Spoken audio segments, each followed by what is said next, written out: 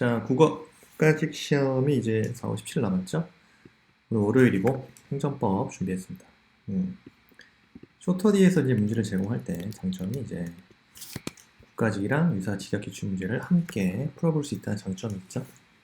쇼터디.com 들어오시면은 더 많은 기출 문제를 풀어보실 수 있고요. 남은 기간 동안에는 지속적으로 자신의 객관적인 자신의 위치라고 해야 될까요? 자기가 점수가 어느 정도 확보되는지 뭐 연습이기 때문에 점수가 중요한 건 아니지만 계속 자기가 틀리는 문제를 점검을 계속 하셔야 됩니다. 이런 유튜브 방송은요, 그냥 들으면서 복습하는 것도 효과가 있겠죠? 좋습니다. 그래서 일단 오늘은 행정법 진행하도록 하겠습니다. 자, 1번 문제요. 행정소송법상 집행정지에 대한 설명으로 옳은 거. 자, 1번이요. 집행정지는 적법한 본안소송이 계속 중일 것을 요건으로 하죠. 맞습니다. 그래서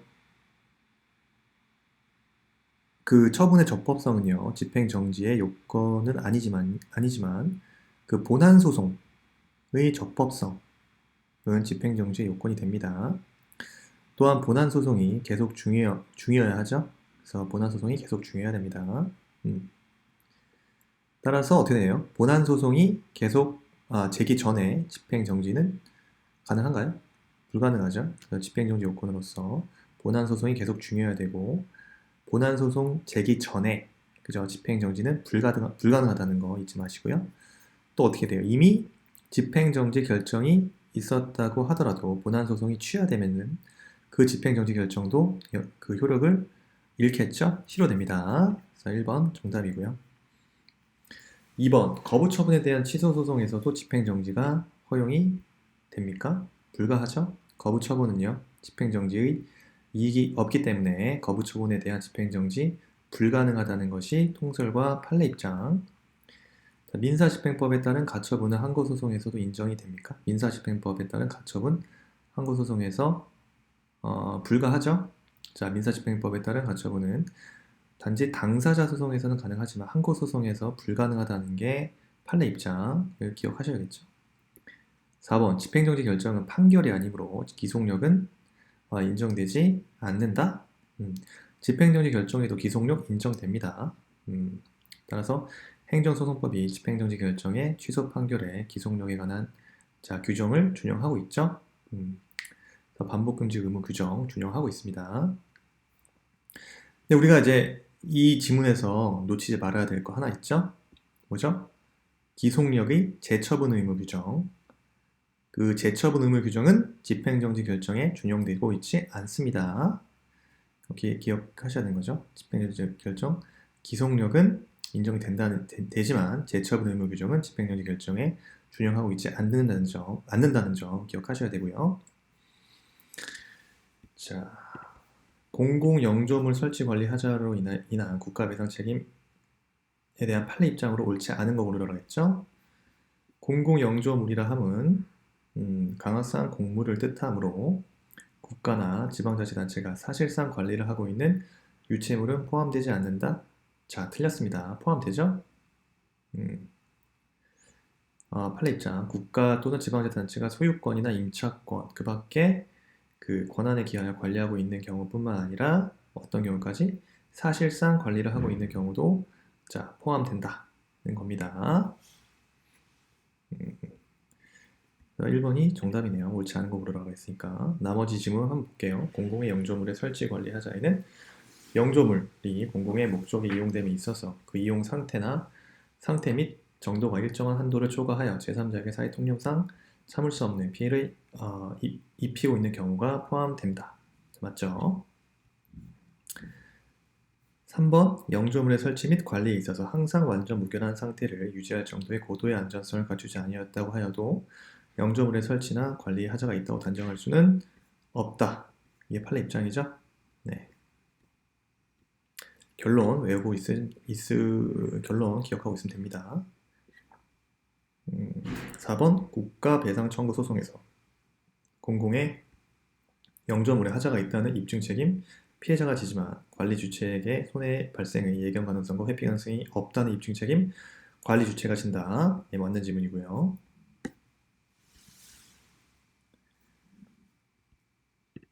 자, 다음. 행정소송에 있어서 기속행위, 재량행위에 대한 구별. 옳은 거죠? 자, 기속행위의 경우 절차상의 하자만으로 독립된 취소 사유가 될 수는 없으나 재량행위의 경우 절차상의 하자만으로 독립된 취소 사유가 된다? 옳은 거 고르라 했죠? 1번 틀렸죠? 자, 기속행위든 재량행위든 간에 절차상 하자만으로 자, 취소 사유가 될 수 있습니다. 그래서 없다. 기속행위의 경우 절차상 하자만으로 독립된 취소 사유가 될 수 없다. 이 부분 틀렸죠? 예, 기속행위 경우에도 자, 절차상 하자만의 이유로 독립된 취소 사유 인정되고 있습니다. 2번 옳은 거 고르라 했죠? 1번 틀렸습니다. 자, 기속행위의 경우 소송의 계속 중에 처분 사유를 추가 변경할 수 있으나 재량행위의 경우 처분 사유의 추가 변경이 허용되지는 않는다. 자, 처분 사유의 추가 변경. 자, 기속과 재량행위 모두 인정되죠? 2번도 틀렸고요. 3번 실체적 위법을 이유로 거부 처분을 취소하는 판결이 확정됐다면 해당 행정행위가 기속행위든 재량행위든 원고의 신청을 인용해야 할 의무가 발생한다는 점에서 동일하다? 자, 3번 질문이 어디가 틀렸죠? 자, 실체적 위법을 이유로 거부 처분을 취소하는 판결이 확정된 경우에는요. 기속행위, 해당 행위가 기속행위의 경우 원고의 신청대로 해야 할 의무가 있지만 반면에 재량행위인 경우에는 재량권 한계를 중시하면서 반드시 원고의 신청대로 인용해야 할 의무는 발생하지 않죠? 그래서 3번도 틀렸습니다.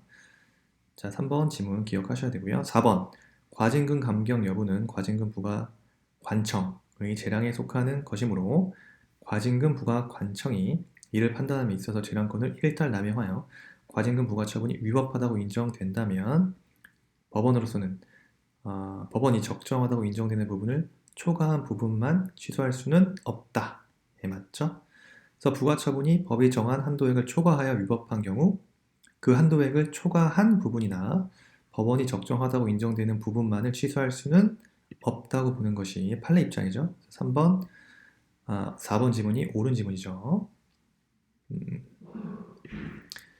자, 4번 행정행위 하자의 승계에 대한 설명으로 옳지 않은 거 고르라 하겠습니다. 하자행위의 승계에 대한 설명으로 옳지 않은 거, 하자의 승계. 자, 1번 도시 주거 환경 정비법상 사업 시행 계획에 관한 취소 사유인 하자는요, 관리처분 계획에 승계되지 않는다?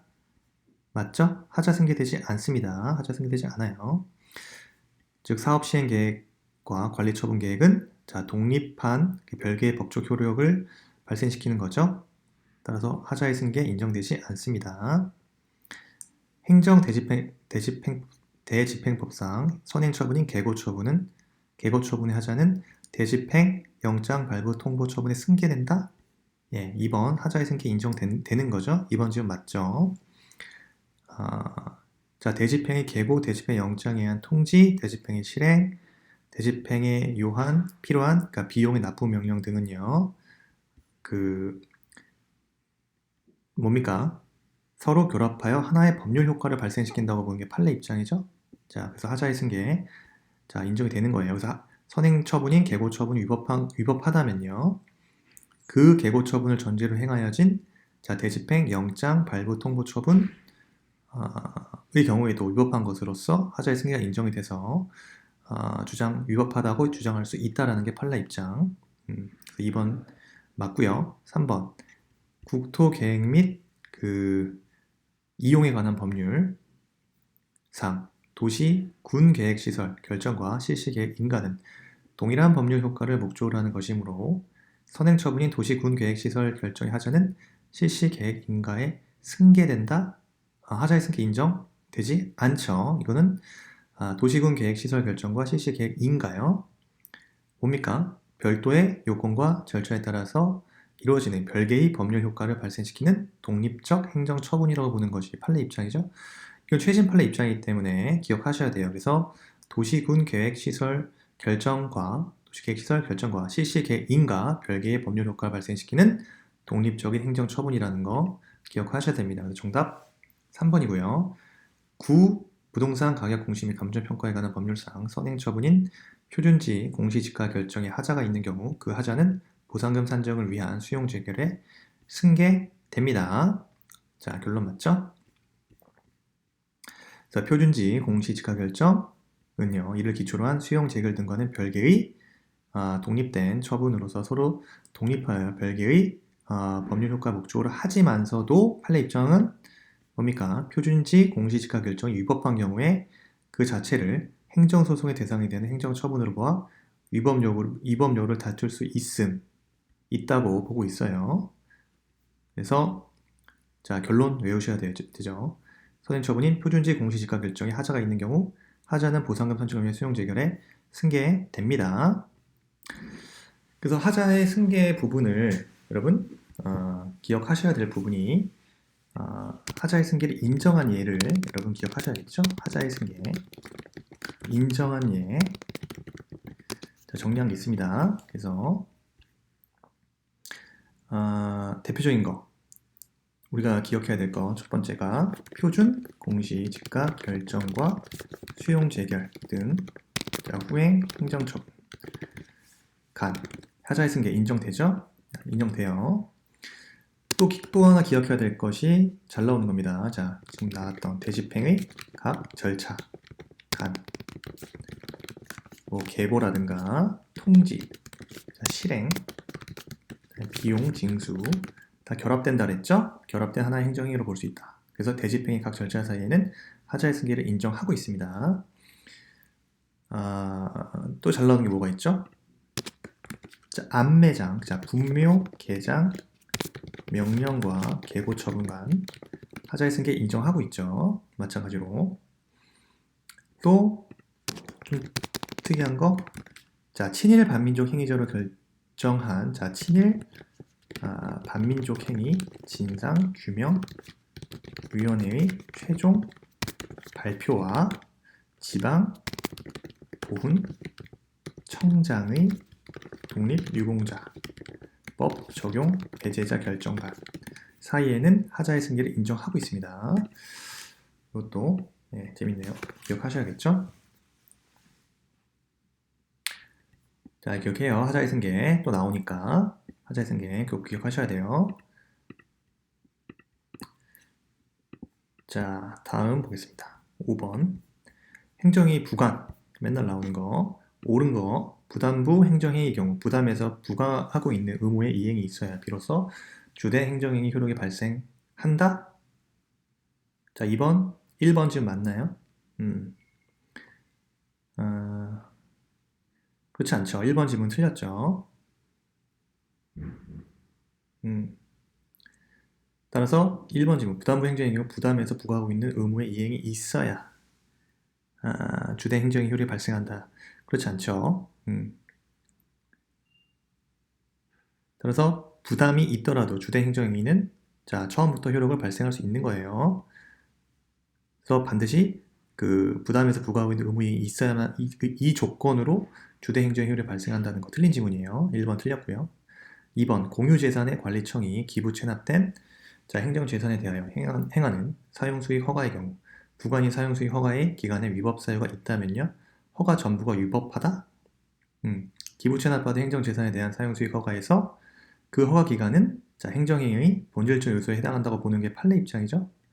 따라서 부관인 허가 기간에 그죠? 위법 사유가 있다면 이로써 자, 사용수익 허가 전부가 위법하다고 보는 것이 판례 입장입니다. 그래서 2번 정답이에요. 2번 지문 정답입니다. 자, 3번이에요. 학설 다수견에는 수정부담의 성격을 부관으로 이해합니까? 그렇지 않죠. 수정부담은 행정행위의 주된 내용에 부과되어 일정한 의무를 부과하는 것이라고 보지 않죠.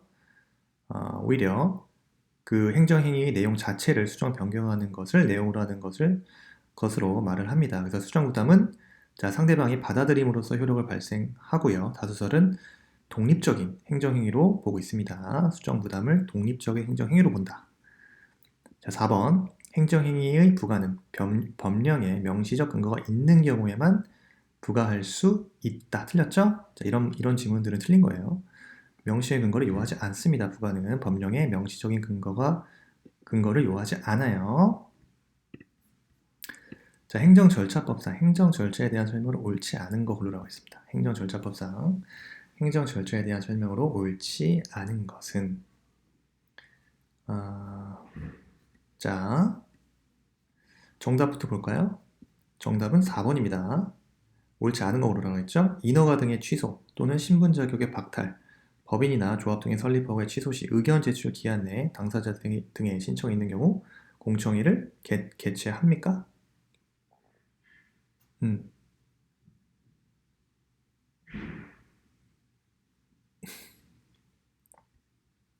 자, 여러분, 그 행정절차법, 자, 22조죠. 자, 이거 참 4번에서 얘기하는 것은 공청회 사유가 아니라 이게 좀 많이 깠는데요. 청문회 사유입니다. 청문회 사유. 그래서 인허가 등의 취소라든가 신분 자격의 박탈, 자, 법인 조합 등의 설립 허가의 취소. 이때 공청회를 개최하는 게 아니라 청문회를 개최합니다. 청문회를. 그래서 청문회 사유예요. 공청회 사유는 뭐가 있죠? 자, 공청회 사유.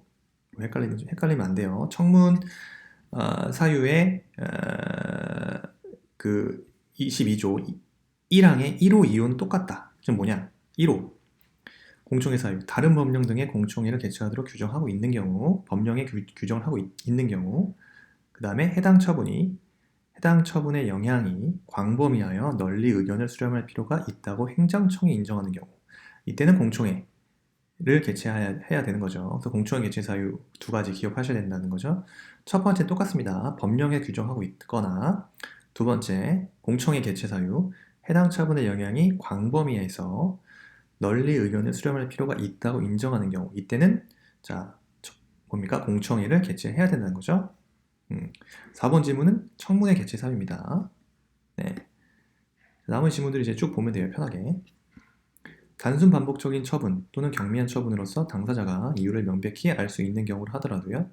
처분 후에 당사자가 요청한 경우 행정청은 근거 이유 제시하여야 하고요.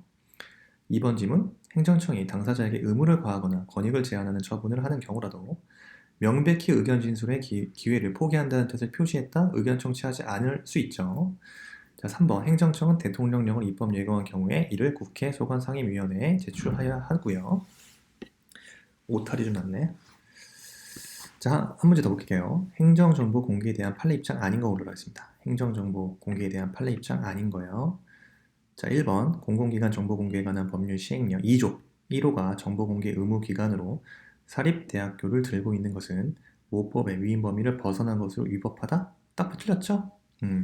결론이 틀렸습니다. 그래서 자, 이때 정보 공개 의무를 지는 공공기관의 하나로 사립대학교를 들고 있는 것이 자, 모법인 공공기관, 그죠? 공공기관의 정보 공개에 관한 법률의 위임 범위를 벗어났다거나 사립대학교가 국비 지원을 받는 범위 내에서만 공공기관의 성격을 가진다고 볼 수 없다고 보는 것이 판례 입장이죠. 1번 결론 틀렸죠. 2번 청구인이 공공기관에 대하여 정보 공개를 청구하였다가 거부 처분을 받은 것 자체가 법률상 이익에 침해에 해당한다고 봤죠. 자, 2번 질문 옳은 질문이고요. 3번 청구 대상 정보를 기재할 때 사회 일반인의 관점에서 청구 대상 정보의 내용과 범위를 확정할 수 있을 정도로 특정하여야 한다. 예, 판례 입장이고요. 4번 공개를 거부한 정보의 비공개 대상 정보에 해당하는 부분과 공개가 가능한 부분이 혼합되어 있고 공개 처분의 취지에 어긋나지 아니하는 범위 안에서 두 부분을 분리할 수 있을 때에는요. 청구 취지 변경이 없더라도 공개가 가능한 부분만의 일부 취소를 명할 수 있다. 자, 이거 판례 입장이죠. 이때는 핵심이 뭡니까? 자, 공개 청구 취지에 어긋나지 않은 범위에서 이 두 부분을 분리할 수 있을 때 이때는 청구 취지 변경이 없더라도 청구 취지 변경이 없더라도 공개가 가능한 부분만의 일부 취소 명할 수 있다. 자, 판례 입장 옳은 질문이죠.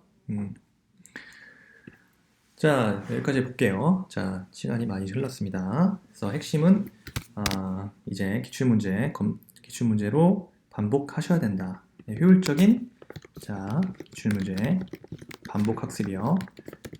얼마 안 남았죠? 이제 70일도 안 남았습니다. 구정 때도 구정도 얼마 안 남았고요. 구정 지나면은 사실상 2달 남았는데 남은 기간 동안에 여러분 모의고사 계속 열심히 푸시고요. 그다음에 쇼터디 통해서 문제를 자신의 실력을 객관화하시고요. 그다음 여러분 기본서 계속 놓지 마시고 발췌하면서 보완해 나가는 거죠. 약한 부분 보완해 나가셔야 된다. 자, 4월 17일 이제 정말 얼마 안 남았습니다. 지금까지 했던 거 이제 잘 정리하셔야 돼요. 잘 정리하시면 돼요. 그래서 한번 내 실력을 한번 검증해 보고 싶다. 그거를 쇼터디로 하시면 됩니다. 쇼터디는 검증하는 플랫폼이지 그 이상 그 이하도 아니에요. 하시던 거를 통해서 내 실력을 검증하셔야 돼요. 그래서 자기를 객관화해야 된다. 지금 쇼터디는요. 지금 합격연구소에서 고안한 프로그램입니다. 그래서 혹시 실전 감각을 좀 길러보고 싶다. 저희 그 스터디 카페 이름이 스페이스 액트입니다. 혹시 신림동, 서울 신림동 근처에 계신 분들, 신림역 주변에 계신 분들 오전 10시까지 오시면요. 매일 100분간 100문제씩 문제를 풀어보고 있거든요. 그래서 문제풀이 충실하게 하실 수 있으니까 일로 오시면 돼요. 스페이스 액트로 오전 10시까지.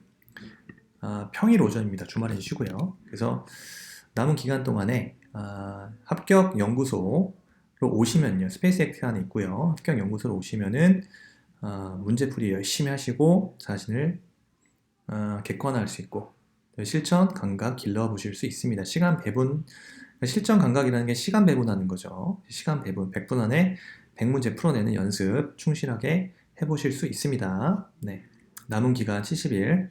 자, 열심히 마무리 하시면 좋겠습니다.